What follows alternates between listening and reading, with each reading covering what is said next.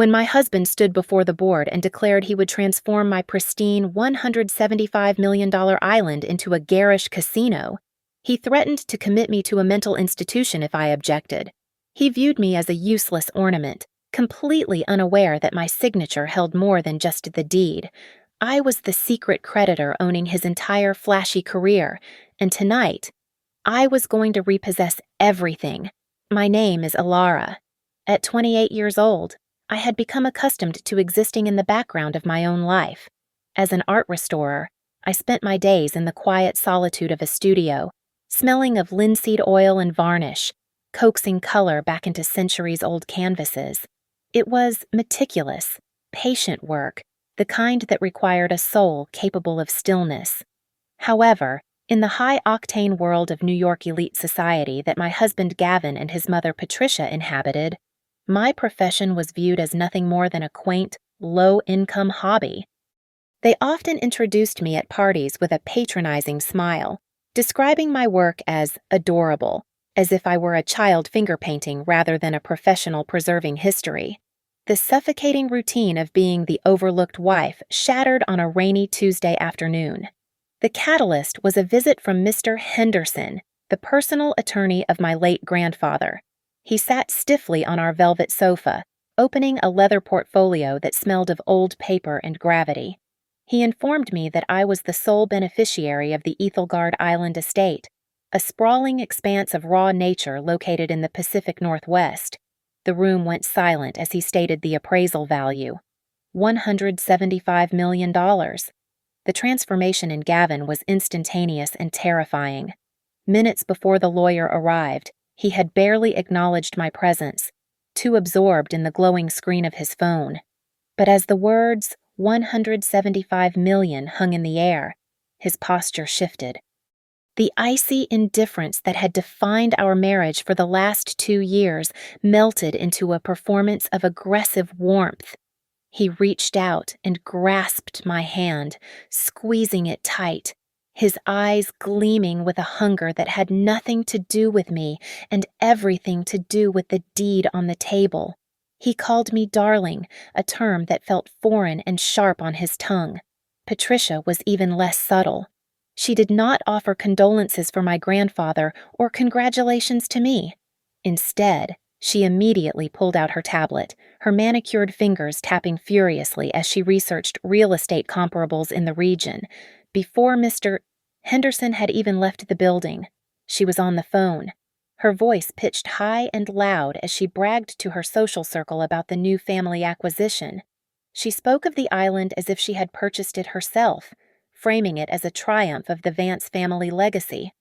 That evening, they insisted on a celebratory dinner at a private table in one of the city's most exclusive restaurants. The atmosphere was thick with the scent of expensive wine and unchecked greed. I sat quietly as Gavin and Patricia discussed the island, completely ignoring my presence except to refill my glass. They were not talking about the trees or the coastline. They were talking about zoning laws, subdivision potential, and architectural firms. I tried to interrupt their planning. I cleared my throat and explained that grandfather had left me Ethelgard specifically because he knew I would protect it. He wanted it to remain an ecological sanctuary, a place where nature was left untouched. I spoke of the ancient forests and the rocky cliffs, but Gavin cut me off with a dismissive wave of his hand, a gesture so trite and arrogant it made my stomach turn. He laughed lightly, telling me not to be so sentimental and naive. He leaned in then, dropping his voice to a serious, confidential register. He told me that his company, Sterling Heights, was facing significant cash flow issues. The market was volatile, he claimed, and this island was not just land. It was a lifeline. It was the perfect asset to leverage for the capital he desperately needed to save his empire. Patricia nodded in agreement, looking at me with a gaze that was both pitying and hard. She told me bluntly that I had no head for business. She said that managing such a massive asset required a killer instinct I lacked, and the only sensible thing to do was to authorize the men of the family, the pillars of strength, to handle the management while I continued with my little paintings. I sat back in my chair, looking out at the glittering skyline of Manhattan, feeling utterly isolated in the middle of the crowded restaurant. My husband and mother-in-law were clinking glasses, toasting to a future built on the destruction of my inheritance. They did not see me. They only saw a signature required to unlock a vault. In that moment, amidst the crystal and the laughter, I realized I was entirely alone, and for the first time, I understood that to them, I was just another asset to be liquidated. Ethelgard was not merely a piece of property, it was a living, breathing cathedral of the natural world. As the helicopter descended through the mist, the sheer magnitude of the island took my breath away. Towering Douglas firs, some likely standing since before the founding of the country, created a canopy of deep, emerald green that stretched endlessly toward the rocky coastline. The waves crashed against the obsidian cliffs with a primal rhythm, sending plumes of white spray high into the air. Stepping onto the soil, I felt a profound vibration beneath my feet, a sense of ancient peace that instantly quieted the chaotic noise of New York. I wanted to fall to my knees and press my hands into the moss, to introduce myself to the land my grandfather had loved so dearly. However, my moment of spiritual connection was immediately shattered by the jarring noise of industry. While I stood mesmerized by the sunlight filtering through the ferns, Gavin and Patricia marched off the helipad flanked by a small army of architects, surveyors, and land use consultants. They did not see the majesty of the redwoods, they saw obstructions to a view. I watched as Gavin pointed a manicured finger toward a pristine nesting ground for seabirds, loudly instructing a man in a hard hat that it would be the perfect location for the VIP marina and yacht club. Patricia was busy pointing at the tree line, gesturing broadly as she visualized a glowing neon entrance for the casino. We approached the main residence, a magnificent sprawling structure built from local cedar and stone that seemed to grow organically out of the earth. It was weathered and dignified, holding the scent of wood smoke and history. I ran my hand along the rough-hewn railing, feeling the memories of my childhood summers flood back. Gavin, however, wrinkled his nose in disgust. He kicked at a sturdy wooden pillar and announced to his team that the first order of business was to bulldoze this pile of rotten firewood. He laughed, calling it a depressing shack that would scare away the high rollers, and declared that a glass and steel hotel tower would stand in its place within 18 months. Feeling a sudden wave of nausea, I retreated inside the house to find a moment of solitude. I wandered toward the library, intending to find a quiet corner, but voices drifting from the adjacent study stopped me cold. The heavy oak door was slightly ajar. I heard Gavin's voice, stripped of its public charm, dripping with venom. He called me a lucky fool who had stumbled into a gold mine she was too stupid to understand. Patricia's voice followed, sharp and urgent. She told him he needed to act fast and secure the power of attorney before I realized the true leverage I held. That was when Gavin dropped the bombshell that made my blood run cold. He confessed that his financial situation was not just a simple cash flow problem. He had secretly leveraged everything on high-risk cryptocurrency investments that had completely collapsed. He was millions in debt, and if he did not secure the island as collateral for a massive loan within the month, he was looking at federal prison time for fraud. I stood frozen in the hallway, my heart hammering against my ribs like a trapped bird. I wanted to scream, to burst into the room and confront them, but an instinct for self-preservation took over. With trembling hands, I pulled out my phone and silently began recording their conversation, capturing every word of their plot to steal my inheritance to cover his crimes. I retreated silently back to the main hall, my mind racing. It was then that a shadow emerged from the kitchen corridor. It was Mr. Bennett, the island's caretaker and my grandfather's most loyal confidant. He was older now, his hair white as the sea foam, but his eyes were sharp. He did not say a word about the guests outside.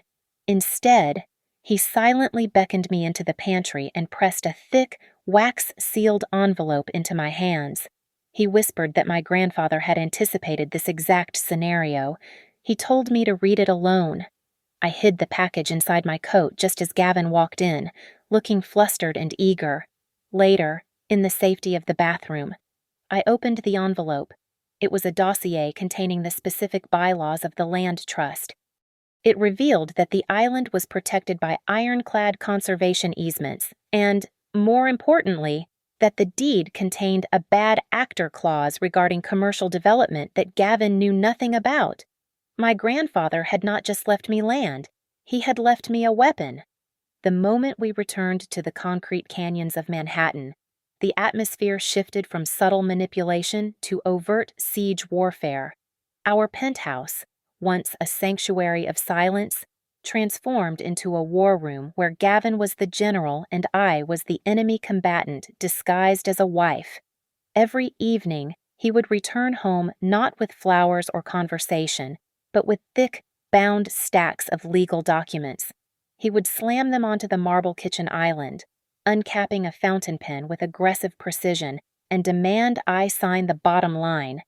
He dismissed the dense pages of legalese as mere administrative procedures, claiming they were standard forms required to update the property deeds for tax purposes.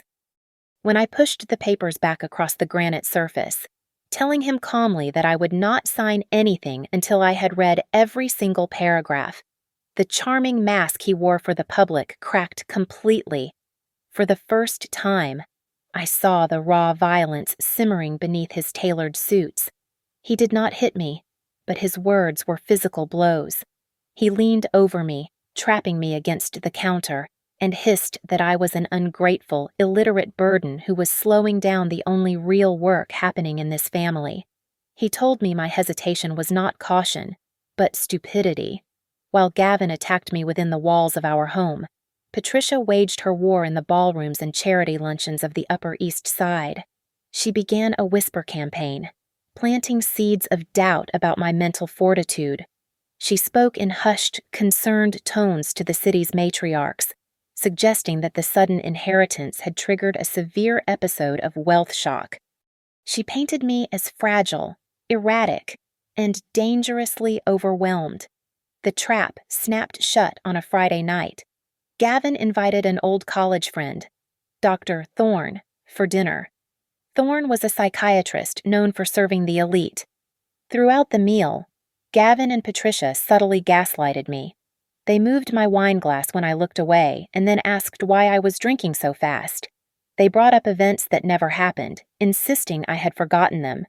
When I finally raised my voice in frustration, slamming my hand on the table to deny their fabrications, Dr. Thorne did not look surprised.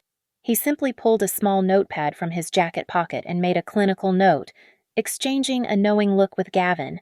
The realization washed over me like ice water. They were not just trying to bully me, they were building a medical case.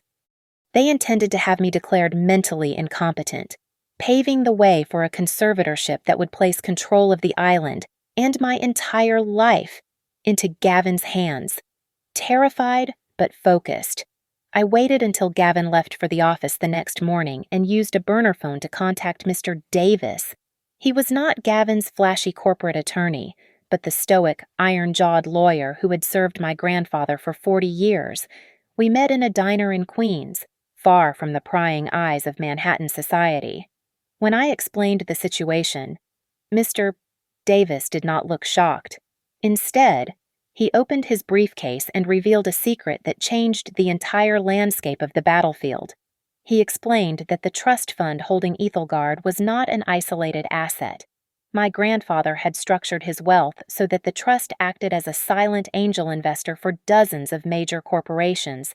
It was a massive subterranean river of capital that watered half the city's economy. Empowered by this knowledge, I returned home and began digging into the financial records of Gavin's company, Sterling Heights, looking for connections I had missed before. I traced the routing numbers and the anonymous investment injections. The pattern was undeniable. Before I could fully process the data, Gavin stormed into the library. He was done playing games.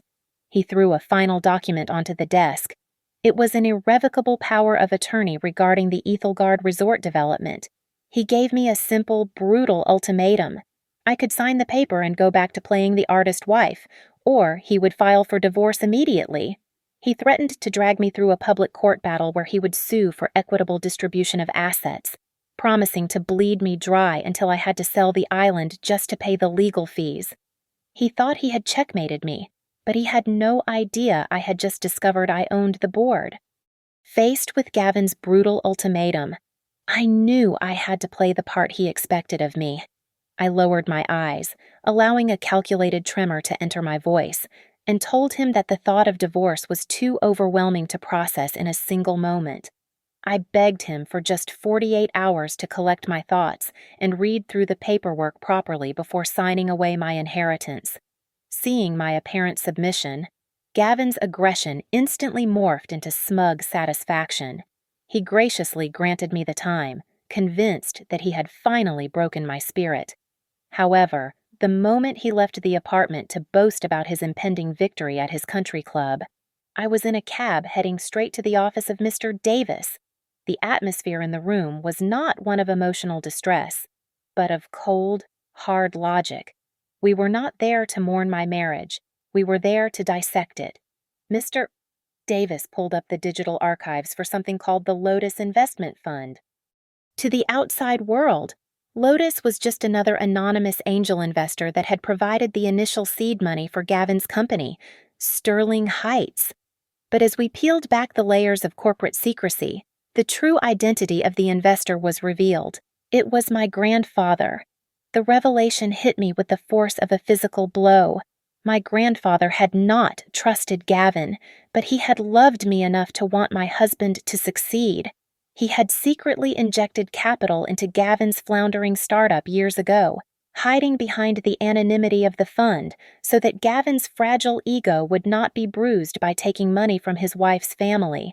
But my grandfather was a shrewd man who never made a bet without insurance. Mr. Davis highlighted a specific paragraph in the original operating agreement of the Lotus Fund, a clause written in plain, unforgiving English.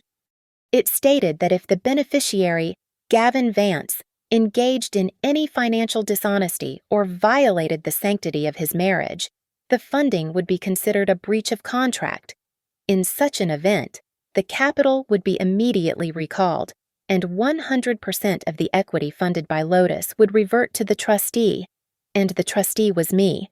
We needed proof of a violation, and it did not take long to find it. I spent the next 4 hours combing through the encrypted ledgers of Sterling Heights with a forensic accountant Mr. Davis had brought in. We found a recurring drain on the company accounts labeled as external consulting fees. Tracing the routing numbers, we found they did not go to a consulting firm, but to a private account linked to a luxury real estate holding company. Gavin had used company funds to purchase a $1.2 million apartment in Chelsea. The occupant listed on the building registry was his executive secretary, a woman named Jessica.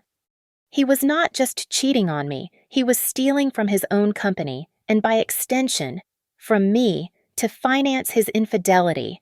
Just as the printer was spitting out the damning bank statements, my phone buzzed with a notification. It was an email from Patricia. While I had been uncovering their financial crimes, she had been busy sealing their fate. She had unilaterally organized a massive fundraising gala to take place directly on Ethelgard Island that coming Saturday. The digital invitation was gaudy and pretentious, announcing the launch of the 7-star Ethelgard Resort. She had sent it to every senator, CEO, and socialite in the tri-state area. She had backed me into a corner, creating a public event where my absence would look suspicious, effectively forcing me to endorse their illegal project. When I returned home that evening, Gavin was waiting for me. He held a physical copy of the invitation, gold embossed and heavy. He tossed it onto the coffee table and gave me his final warning. He told me that at the party, my only job was to stand by his side, smile for the cameras, and nod in agreement. He leaned in close, his voice dropping to a menacing whisper, and said that if I did anything to embarrass him or ruin the night, he would ensure I was thrown out on the street without a single penny to my name. I looked at the invitation, then at the husband who despised me, and finally at the mother-in-law who viewed me as an obstacle. They thought they were dragging me to my execution. They had no idea they had just invited me to my own coronation. I looked Gavin in the eye and told him calmly that I would be there. I agreed to play my part, knowing that the stage they had built was the perfect place to burn their empire to the ground. The transformation of Ethelgard from a sanctuary into a spectacle was a masterclass in bad taste funded by embezzlement. Patricia had evidently decided that the best way to celebrate nature was to smother it in imported silk and gold leaf. She wielded the supplementary company credit card like a sword, slashing through the budget with a reckless abandon that would have been impressive if it were not criminal. She had ordered thousands of white orchids to be flown in from South America, apparently deciding that the native wildflowers were not sufficiently photogenic for her social media feed. The setup was a grotesque parody of sophistication, a desperate attempt to buy class that only resulted in expensive clutter. The most painful moment came when I saw what they had done to the Eastern Grove. To accommodate a stage large enough for a full orchestra and a laser show, Gavin had ordered the clear cutting of a patch of century-old cedars, walking past the fresh stumps, smelling the sharp tang of sap in the air. I felt a physical ache in my chest. It was a desecration. I wanted to scream, to throw myself in front of the machinery, but I forced myself to remain stone-faced. I swallowed the bile rising in my throat, reminding myself that every tree they felled was another nail in their coffin. They were destroying the scenery for a play that was about to be canceled. For the evening, I abandoned my usual wardrobe of muted tones and practical fabrics.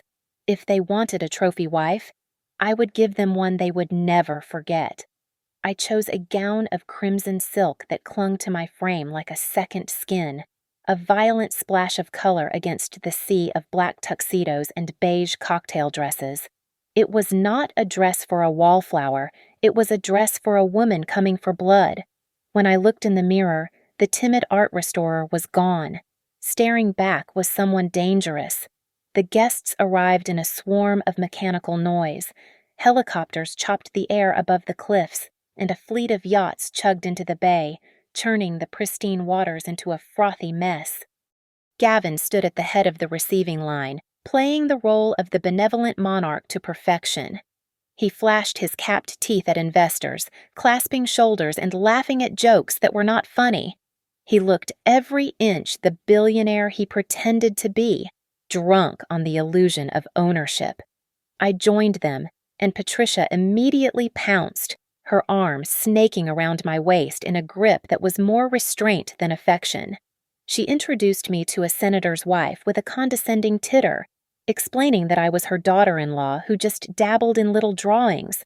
She emphasized that I was very creative, but implied that the serious business of empire building was entirely Gavin's domain. She spoke of me as if I were a partially housebroken pet, cute but ultimately irrelevant to the conversation of adults. Gavin was surrounded by a sycophantic circle of potential investors who were practically salivating over the prospect of a 7-star resort. I stood silently by his side, listening as they toasted to the billion-dollar project that existed only on glossy brochures. One savvy investor, a man with shark-like eyes, leaned in and asked about the environmental impact assessments and the coastal commission permits. Without missing a beat, Gavin lied. He gestured to me with a glass of champagne in his hand and declared loudly that his wonderful wife had already signed every necessary permit, ensuring the land was fully cleared for development. While he spun his web of lies, my eyes drifted to the dark waters on the far side of the island. Unnoticed by the security team guarding the VIP entrance, a small, nondescript boat docked at the old service pier. I saw the silhouette of Mr. Davis and my own private security detail stepping onto the wooden planks, moving like shadows into the periphery of the estate. I excused myself, claiming I needed to powder my nose, and retreated to the second-floor balcony. From this vantage point, the party looked like a colony of ants feasting on a carcass. The music was loud, the laughter was fake, and the champagne flowed endlessly. I reached into my clutch and wrapped my fingers around the cold metal of the USB drive. It contained the bank transfers, the real estate deeds for the mistress's apartment, and the recording of their conspiracy. Below me, Gavin raised his glass for a toast, oblivious to the fact that the executioner was watching from the window, 10 minutes before the grand unveiling was scheduled to begin. Gavin gripped my upper arm and steered me forcefully into the private holding room behind the stage. The heavy velvet curtains cut off the roar of the party outside, creating a vacuum of silence that felt suffocating. The air in the small room was cold and smelled faintly of ozone and expensive cologne. Gavin did not waste time with pleasantries. He slapped a document onto the low coffee table, the paper hissing as it slid across the glass surface. It was a permanent power of attorney agreement, a legal shackle that would strip me of every decision-making right regarding the island and my own finances. He loomed over me, his face flushed with the adrenaline of his impending triumph. He told me to sign it immediately, if I refused. He explained with chilling calmness. Dr. Thorne was prepared to submit a formal medical opinion the very next morning, stating that I was suffering from severe paranoid delusions and was a danger to myself. He said the paperwork for my involuntary commitment was already drafted and sitting on his desk. Patricia, who was touching up her lipstick in the vanity mirror, turned to face us. Her expression was bored, as if we were discussing a dinner menu rather than my life. She added that she had already had a long, productive lunch with the director of the grandest mental health facility in the state. She warned me not to force her hand, as she had secured a private room for me in the long-term care wing, and it would be a shame if I had to spend the next decade staring at padded walls. I looked at the two of them, standing there in their couture clothing, plotting my destruction with the casual ease of people discussing the weather. I felt a strange sense of calm settle over me, the kind of clarity that comes only at the very end of a long, painful journey. I needed to ask one thing, to hear it spoken aloud, so that I would never look back with regret. I looked Gavin dead in the eyes and asked him if he had ever loved or respected me, even for a single second, or if the entire marriage had been a performance. Gavin let out a short, incredulous laugh, shaking his head as if I were a child asking if Santa Claus was real. He sneered, telling me that I was as tedious as a blank wall. He admitted, with brutal honesty, that he had married me solely for the prestige of being the grandson-in-law of a tycoon. He spat out that he never expected my grandfather to be such a miser, hiding the island away until his death, forcing Gavin to endure years of boredom with me for a payout that came too late. His words extinguished the final flickering ember of compassion I had held in my heart. The woman who had wanted to save her marriage died in that room, replaced by the executor of the Lotus Fund. I picked up the heavy fountain pen. I bent over the document, but I did not write my name. Instead, I drew a specific geometric symbol, a stylized lotus flower with a sharp, vertical line bisecting it. It was the code mandated by the Trust's bylaws, the ancient signal for an immediate recall of capital and a vote of no confidence. Gavin did not even glance at the page. He snatched the paper from under my hand the moment the pen lifted, folding it and shoving it into his tuxedo pocket with a triumphant smirk. He fixed his tie, checked his reflection, and strode out toward the stage, basking in the applause that had already begun to ripple through the crowd. I stood alone in the silence for a heartbeat. Then, I smoothed the silk of my red dress. I reached into my bodice and activated the small, high-fidelity microphone clipped to my neckline, ensuring the frequency was synced to the main sound system. I took a deep breath, opened the curtain, and followed him into the light. The spotlight hit Gavin as he paced across the stage, looking every inch the master of the universe. He held the microphone with a casual arrogance, gesturing to the renderings of the high-rise casino projected on the massive LED screen behind him. He spoke of the future, promising returns that I knew were mathematically impossible, selling a dream built on a foundation of lies. He announced that the Ethelgard Casino and Resort would be the jewel of the Pacific Northwest, a playground for the elite that he, and he alone, had envisioned. He turned toward the wings of the stage, his smile widening into that practiced, predatory charm. He called my name, inviting me to join him under the lights. He introduced me as his rock, his silent partner, the supportive wife who had stood by him while he built this empire. It was a performance worthy of an Academy Award. I stepped out from the shadows. The sea of faces in the audience was a blur of diamonds and tuxedos. I walked toward him, my red dress trailing on the floor like a pool of spilled blood. Gavin reached out his hand, expecting me to take it and stand dutifully by his side as a prop. I ignored his hand completely. I walked past him, straight to the podium, and gripped the sides of the lectern. I leaned into the microphone, my voice booming through the high-fidelity speakers. I thanked him for the introduction. I looked out at the crowd and spoke with a clarity that cut through the humid night air. I told them that today was indeed a day to announce a major project, but it was not a construction project. It was a project dedicated to the complete and total sanitation of my life. At my signal, the technicians in the booth, who were now taking orders from Mr. Davis, cut the feed to Gavin's promotional video. The glittering image of the casino vanished. In its place, a stark, high-contrast financial schematic appeared on the 20-foot screen.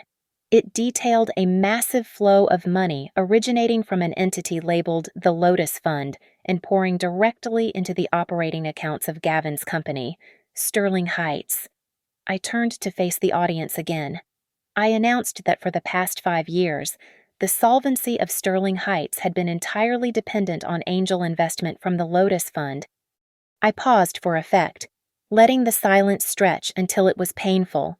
Then I dropped the hammer. I declared that I, Ilara Vance, was the sole owner and trustee of the Lotus Fund. I stated that due to irrefutable evidence of embezzlement and violation of the morality clause regarding marital fidelity, I was exercising my right to withdraw 100% of the capital from Sterling Heights, effective immediately. A collective gasp rippled through the crowd. It sounded like the air being sucked out of the room. Gavin stood frozen at center stage, his microphone dangling loosely in his hand. His face had drained of all color, leaving him looking like a wax figure melting under the heat of the lights. He looked at the screen, then at me, unable to comprehend that the quiet wife he had bullied was currently bankrupting him in real time.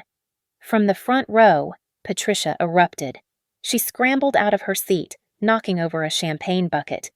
She screamed at the top of her lungs, her voice shrill and hysterical, calling me a crazy liar and demanding that someone cut the power to the screen. She pointed a shaking finger at me, ordering me to stop this madness before I ruined the family name. I did not stop. I told the crowd that since my mental stability had been called into question by my husband and mother-in-law, I felt it was necessary to provide context for their concern. The screen shifted again. This time, it displayed a waveform of an audio recording. The speakers crackled to life, playing the conversation that had taken place in the holding room only 20 minutes prior. Gavin's voice, amplified to a deafening volume, echoed across the lawn. Every guest heard him admit that he never loved me. They heard him call me as boring as a blank wall. They heard him confess that he married me solely for my grandfather's connections.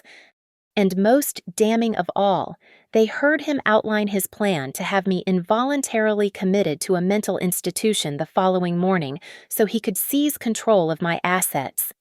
The recording ended, and the silence that descended upon the party was heavier than the grave.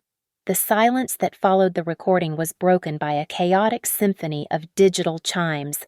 Every pocket in the audience seemed to vibrate at once as news alerts hit the phones of the assembled elite. The withdrawal of the Lotus Fund was not just a private business decision, it was a market-moving event. I watched from the podium as the faces of Gavin's investors turned from confusion to horror. The stock of Sterling Heights was in freefall, dropping 20%, then 40%, then 60% in a matter of seconds. The empire Gavin had built on my grandfather's money was evaporating into the ether before the appetizers had even been cleared. Gavin, realizing that his life was disintegrating, snapped. With a feral roar, he lunged toward me, his hands reaching for the microphone, or perhaps for my throat. But he never reached me. Two of my private security guards, men who had been standing inconspicuously by the drum kit, stepped forward and intercepted him. They grabbed his arms and forced them behind his back, pinning him against the piano. He struggled against them, his face twisted into a mask of pure, impotent rage. I did not flinch. I simply pressed a button on the remote in my hand. The screen behind me flashed to a new slide. It was a series of bank statements highlighting unauthorized transfers. I narrated the evidence calmly, my voice steady over the sound of the murmuring crowd. I showed them the wire transfer for $1.2 million used to purchase the apartment in Chelsea. I showed them the millions of dollars drained from the company accounts to cover gambling debts on obscure cryptocurrency exchanges. I laid out every cent he had stolen from the company to fund a life of debauchery while he scolded me for buying art supplies. Patricia, seeing her son restrained and the narrative slipping away, decided to play her final card.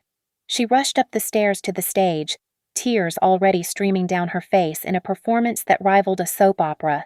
She grabbed the arm of a confused senator, wailing that her daughter-in-law was a monster, a mentally unstable woman who was fabricating evidence to destroy her poor, hard-working husband. She pointed at me, screaming that I was an ungrateful wretch who was biting the hand that fed me. Her histrionics were cut short by the heavy, authoritative footsteps of Mr. Davis. My grandfather's lawyer walked onto the stage, not with a microphone, but with a sheaf of papers bearing the seal of the state Supreme Court. He adjusted his glasses and read aloud for the entire party to hear. He announced that Gavin and Patricia were officially charged with conspiracy to commit grand larceny, securities fraud, and embezzlement. As if on cue, the double doors at the back of the garden burst open. A squad of uniformed police officers marched through the stunned crowd of socialites. They ascended the stage and replaced my security guard's grip with steel handcuffs. The click of the metal locking around Gavin's wrists was the sweetest sound I had ever heard. Patricia was not spared. One of the officers approached her with a separate warrant. It turned out that my investigation had uncovered more than just Gavin's infidelity. We had found that her beloved charity foundation, which she claimed supported underprivileged children, was nothing more than a slush fund for her designer wardrobe and cosmetic surgeries. The officer recited her rights as he led her away, her heels dragging in the grass as she shrieked about knowing the mayor. Gavin was dragged past the podium, his tuxedo rumpled and his dignity non-existent. He screamed at me, spitting foam, calling me a liar and a fraud, demanding that his friends in the audience help him, but no one moved. The people he had tried so hard to impress, the sharks of Wall Street and the lions of society, looked at him with nothing but cold, detached disgust. To them, he was no longer a promising CEO. He was a bad investment and a social pariah. I stood alone on the raised platform, looking down at the spectacle. I watched as the two people who had tormented me, who had planned to lock me away and steal my birthright, were shoved into the back of waiting police cruisers. The flashing red and blue lights illuminated the shocked faces of the guests. I searched inside myself for a tear, for a pang of guilt, for any remnant of the love I once thought I held for my husband. I found nothing. My face remained completely impassive, as cold and unyielding as the stone cliffs of my island. I had taken back what was mine, and as the sirens faded into the night, I felt the first true breath of freedom fill my lungs. By the time the sun rose the next morning, the destruction of the Vance family reputation was absolute. The headlines did not hold back. They screamed across newsstands and digital feeds with titles like "Island Heiress Decimates Greedy Husband" and "The Fall of the House of Vance." It was a public evisceration. The divorce proceedings, which Gavin had once threatened would be a long, bloody war of attrition, turned into a surgical strike. Armed with the recording of his conspiracy to have me committed and the irrefutable paper trail of his infidelity with his secretary, The judge had no patience for his defense. The prenuptial agreement was enforced to the letter, and because of his breach of the morality clauses, Gavin walked away with absolutely nothing. He left the courthouse with only the clothes on his back and a mountain of legal debt that would bury him for the rest of his life. The financial fallout was even more catastrophic. The moment I officially executed the withdrawal of the Lotus Fund capital, Sterling Heights imploded. The company declared Chapter 7 bankruptcy within 48 hours. However, the banks were the least of Gavin's worries. The forensic audit revealed that he had borrowed heavily from unregulated shadow lenders to cover his massive losses in the cryptocurrency markets. These were not the kind of creditors who sent polite demand letters. They were the kind who sent men with baseball bats.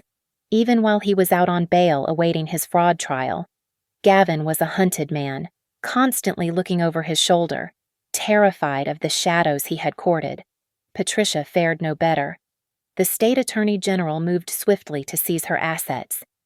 Her beloved townhouse on the Upper East Side was confiscated and sold at auction to pay restitution to the donors she had defrauded through her sham charity. The woman who had spent her life looking down on everyone from her ivory tower was forced to move into a cramped, mildew-scented motel room on the outskirts of Queens. It was the kind of place where the sirens never stopped wailing and the sheets were never quite clean. I did not stop there. I went into the offices of Sterling Heights one last time to oversee the liquidation. I fired every single executive, assistant, and manager who had enabled Gavin's behavior. I cleared out the rot, root, and stem, ensuring that no remnant of his toxic culture survived. Then, I made a series of quiet, discreet phone calls to the heads of the major financial firms in the city.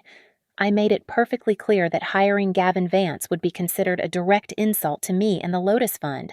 I effectively blacklisted him from the entire industry. I ensured that he would never handle another cent of anyone else's money again. He tried to reach out. Of course. As his reality crumbled, he became desperate. He sent long, rambling emails and left weeping voicemails from prepaid burner phones. He begged for forgiveness, claiming that it was all Patricia's idea, that he was just a victim of his mother's manipulation, that he still loved me. I listened to the first 3 seconds of one message, felt absolutely nothing but a cold resolve, and then changed my number. I blocked every avenue of contact, erasing him from my existence as easily as I would wipe a smudge of dirt from a canvas. A few weeks later, a friend sent me a photograph taken through the grease-smeared window of a fast food burger joint in Jersey City. It was Gavin, the man who had mocked my grandfather's legacy and planned to bulldoze a forest for a casino, was wearing a stained polyester uniform and a paper hat. In the photo, he was being screamed at by a shift manager who looked no older than 19 for not cleaning the fryer baskets quickly enough. His shoulders were slumped, his arrogance replaced by the crushing weight of minimum wage reality. With the city and its toxicity finally behind me, I turned my attention back to the only thing that mattered. I filed the final paperwork to permanently dissolve all commercial zoning permits for Ethelgard. I established a new charter for the island, legally designating it as a permanent ecological preserve and a future sanctuary for the arts. The casino plans were shredded, the corrupt architects were paid off and sent away, and the silence returned to the forest. The nightmare of development was over, and the true work of restoration was about to begin. It has been exactly 1 year since the night the lights went out on Gavin's delusions of grandeur. As the helicopter touched down on the familiar rocky outcrop of Ethelgard, the woman who stepped onto the mossy earth was unrecognizable from the timid, apologetic wife who had arrived here 12 months prior. I walked with a spine of steel and a gaze that no longer looked for permission to exist. I was no longer a passenger in my own life. I was the captain, the navigator, and the owner of the map. The island itself had undergone a transformation that mirrored my own. The sprawling cedar villa, which Gavin had once sneered at and threatened to bulldoze, now stood proud and revitalized. I had not turned it into a casino or a resort. Instead, I had converted the estate into a private sanctuary for the arts. The rooms that were meant to house slot machines and high-stakes poker tables were now flooded with natural light and occupied by easels and sculpting stands. I had opened the doors to talented, struggling artists who needed a quiet place to create but lacked the funds to survive in the city. The air did not smell of greed and desperation. It smelled of turpentine, wet clay, and absolute freedom. Mr. Davis was waiting for me on the veranda, a cup of tea in his hand and a final legal briefing on the table. He informed me that the criminal proceedings were finally closed. The court had shown no leniency given the overwhelming evidence of fraud and conspiracy. Gavin had been sentenced to 5 years in a federal penitentiary for financial fraud and embezzlement. Patricia, due to her age and a plea deal where she turned evidence against her own son to save her skin, avoided prison time. However, she was sentenced to 3 years of probation and 2,000 hours of community service. The image of the woman who once mocked my clothes, now having to wear an orange vest and pick up trash on the side of the highway, gave me a sense of justice that was poetic in its symmetry. Before Mr. Davis left, he handed me a single gray envelope stamped with the seal of the correctional facility. It was from Gavin. For a moment, I thought about opening it, wondering if perhaps prison had humbled him, if he had finally found the decency to apologize. But then I saw the desperate scrawl of his handwriting, and I knew better. He was not writing to say he was sorry. He was writing to ask for money for his commissary account. I did not even break the seal. I walked over to the stone fireplace where a warm fire was crackling, tossed the envelope into the flames, and watched as the last connection to my past turned to ash and floated up the chimney. I walked out to the edge of the cliff, the same spot where I had stood with Gavin on that first survey trip. The wind whipped through my hair, carrying the salt spray of the Pacific, but I did not shiver.